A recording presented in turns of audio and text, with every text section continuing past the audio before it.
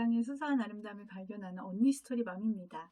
오늘은 내 사랑하는 아이에 대해서 상담할 때 학교 선생님이라든지 학원 선생님 이렇게 상담할 때 그런 저의 경험담과 작은 노하우들을 소개하려고 하는데요. 제가 처음 유튜브 시작할 때 3달 전이죠. 그 영상을 찍었는데 내용은 정말 지금 봐도 진정성 있어요. 나름대로 최선을 다해서 찍었는데 좀 구체성이 약간 부족하고 제가 전달하려는 내용들이 정확하게 전달이 안 된 부분들이 좀 아쉽더라고요. 그래서 조금 더 내용을 추가해서 이야기를 찍으려고 하는데요. 먼저 상담은 중요한 것은 선생님하고 이제 상담할 때 엄마들이 너무 많은 것들을 기대하고 가시거든요. 그리고 뭔가를 많이 얻으려고 하는 그런 것들이 있는데 사실은 선생님 입장에서는 특히나 학기 초 같은 경우는 그 많은 아이들을 만났고 또 몇 번 못 만났거든요. 물론 선생님들은 경험치가 있으시기 때문에 아이들을 되게 쉽게 파악하실 수 있지만 엄마가 아이를 아는 것처럼 그렇게 잘 알지는 못하잖아요. 그렇기 때문에 그 상담의 주도권은 사실은 선생님이 아니라 엄마에게 있다고 생각해요. 그래서 내 아이에 대해서 이만큼 알고 계신데 다른 부분들을 이야기할 수 있는, 어필할 수 있는 굉장한 기회이고 그 시간이 되게 중요한 시간이에요. 상담 처음 그 분위기가 굉장히 중요한데 엄마가 너무나 아이에 대해서 물론 걱정되는 부분들이 있겠죠. 근데 그 부분이 가득한 채 너무나 심각하게 가시는 것보다는 편안한 마음으로 그리고 상담 시간이 그 처음에 아이에 대해서 좀 긍정적인 시각을 보실 수 있게 조금 아이에 대해서 좀 호기심, 가능성을 보실 수 있게 처음에 그 시작을 엄마가 좀 그런 식으로 분위기를 조성하는 게 필요하다는 거죠. 그리고 아이에 대해서 좀 파악하실 수 있게 도움이 되는 그 일상의 그런 뭐 취미 활동이라든지 아니면 아이가 했던 그런 말들이라든지 이런 것들을 몇 가지를 기억을 해서 선생님한테 이야기를 하면 선생님이 아이를 파악하는데 그리고 아이를 요만큼 보셨다면 다른 것들을 보실 수 있게 하는데 굉장히 도움이 된다는 거죠. 그래서 저도 그런 일상의 작은 에피소드를 준비를 해가요. 그러니까 엄마들은 더 잘 알잖아요. 그래서 얘기를 해가고 예를 들면은 뭐 학업적인 부분에 뭔가 부족한 부분들이 있는 게 엄마도 알고 있고 근데 선생님도 그 부분에 대해서 이야기를 하실 때는 뭐 너무 막 걱정하는데 어떡할까요? 막 그런 게 아니라 그리고 엄마도 막 거기에 대해서 뭔가 걱정을 많이 갖고 있다는 그런 뉘앙스보다는 아이에 대해서 이제 그런 것들, 저도 좀 느끼고 있다. 선생님한테, 선생님을 조언자로 적극적으로 활용하시는 거예요. 그래서 선생님, 아이가 지금 학원은 안 다니고 있는데 선생님이 이렇게 아이들이 잘 가르쳐 주시니까 그걸 가지고 집에서 제가 할 수 있는 건 전 이렇게 아이하고 한번 해보려고 하는데 선생님 그거 어떠실 것 같아요? 선생님이 교육적인 부분에 있어서 엄마보다 더 잘 알고 있잖아요. 경험치도 많으시고. 그래서 그거를 이제 물어보는 거예요. 이렇게 하는 게 괜찮을까요? 선생님 어떤 게 방식이 좋을까요? 라고 이제 물어보는 거죠.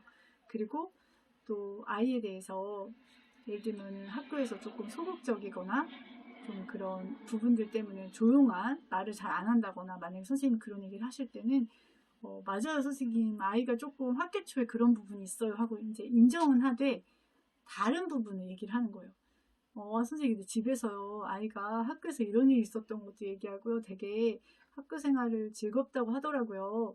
그리고 선생님이 그때 강아지가 이제 나이가 많이 먹고 이제 하늘나라 간 거예요. 그러니까 죽은 거예요. 그래서 선생님이 이제 눈시울이 막 붉어지신 이야기가 있었거든요. 그래서 아이가, 선생님이 그때 너무 상심하시고 너무, 슬퍼 보이셔서 아이가 좀 자기도 이제 위로를 해드리고 싶다 그러면서 얘기를 하더라고요. 그 얘기를 하니까 선생님이 굉장히 좀 놀라시면서 아이가 그런 것도 다 기억을 하는구나. 그 엄마한테도 그런 얘기도 막 해요. 막 이렇게 얘기하시면서 되게 의외의 모습들을 이렇게 보시더라고요. 호기심을 갖고 보시고 그리고 아이의 뭐 독특한 그런 거 있잖아요. 뭐 예를 들면 저희 아이 같은 경우는 막 이렇게 조용조용하게 하면서 레고로 막 영화도 만들고 막 이랬거든요. 그리고 막 자기만의 그런 역사 관련돼서 자기만의 이렇게 나라를 만들어서 뭐 언어도 만들고 막 그런 게 있었어요. 그 등장인물도 해서 약간 소설처럼 그 얘기들을 하면 선생님이 굉장히 특별하게 이제 보시는 부분들이 있는 거예요. 아, 아이가 그냥 얌전하고 조용한 줄 알았는데, 아이가 되게 재밌는 특기가 있네요. 그러면서 궁금해 하시고 막 물어보시는 분도 계시고, 근데 막 아이에 대해서 너무 막 자랑을 하는 게 아니라 실제 있는 일을 가지고 선생님이 이제 아무래도 이렇게 아이들이 많다 보니까 뭐 파악은 잘 하시지만 아이에 대해서 다 알고 있지 않잖아요. 학교의 모습만 알고 계시잖아요. 나이가 다른 면들이 있다는 것을 부각을 시킬 수 있는 기회가 된다는 거죠. 그러면 사실은 우리도 뭐를 볼 때 첫인상으로 일단 파악을 하는데 그 사람의 새로운 면들을 발견하면 굉장히 매력적으로 느껴지잖아요. 그리고 그 사람에 대해서 알고 싶고 그리고 그 사람이 되게 기대를 하게 되는 게 있잖아요. 그래서 엄마가 약간 그런 부분을 할 수 있다는 거죠. 상담은 되게 좋은 기회.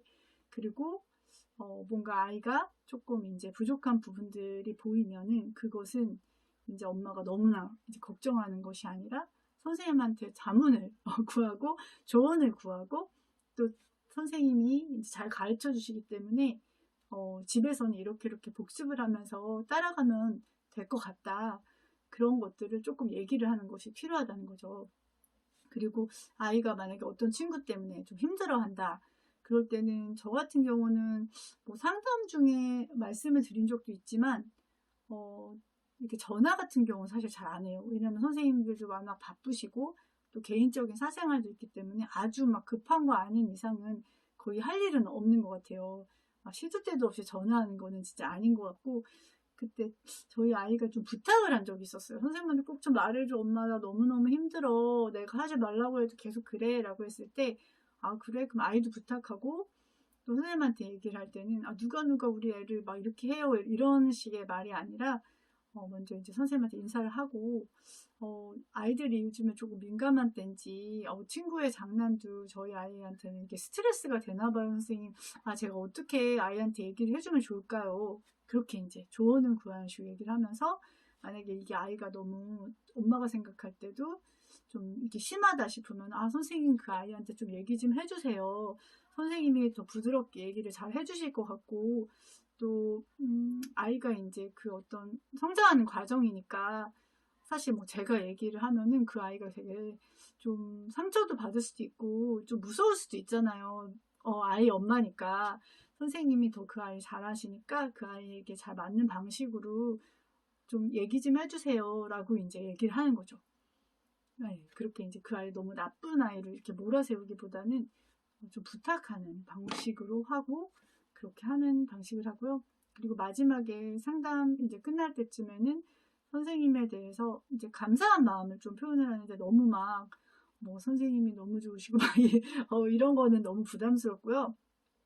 선생님이 이제 우리 아이뿐 아니라 다른 아이에 대해서도 되게 열정이 많으신 것들이 느껴진다. 그리고 아이가 1년 동안 즐겁게 학교 생활할 것 같은 기대감이 생긴다.